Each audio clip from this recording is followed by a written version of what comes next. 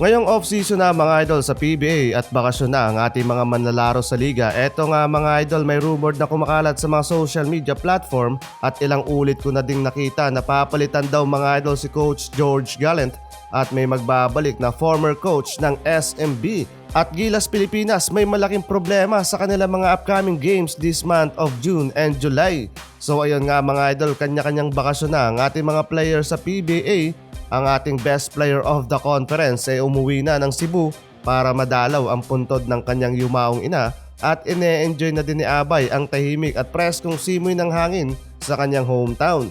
Sina CG Perez, Cathy Thompson and Sistan ay nakapag-banding na rin ng mas maayos at matagal kasama ang kanilang pamilya. Pero ilan dito mga idol ay masyadong maikli lang ang panahon para sa break sa mundo ng basketball, especially para sa players ng Meralco Bolts at SMB na umabot sa finals na sina Chris Newsome, Junmar Fajardo at CG Perez na parte ng Gilas Pilipinas.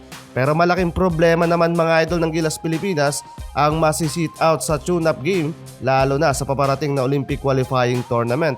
Ayon sa report ng Spin.ph, hindi pa fully recovered si AJ Edu mula sa knee injury na dahilan din ng pagka-sit out niya noong opening ng campaign ng Gilas Pilipinas sa FIBA Asia Cup qualifiers. Kasama din mga idol sa out of the game para sa OQT si Jamie Malonzo due to injury issue din mga idol.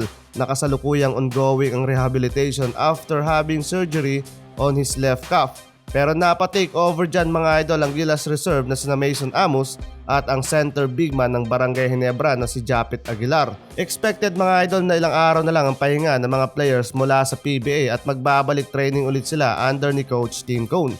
Kasama dyan mga idol ni Junmar Fajardo, CG Perez at Chris Newsome, sina Cathy Thompson, Calvin Oftana, Dwight Ramos, Kevin Kiambao, Carl Tamayo at Kai Soto. Samantalang nagbabalik Pilipinas na mga idol ang ating naturalized player ng Gilas Pilipinas na si Justin Brownlee para na din mga idol sa paghahanda sa training ng ating national men's basketball team. Nagtapos mga idol ang campaign ni JB sa Indonesian Bowl Club na Pelita Jaya with 2-1 record sa BCL Asia.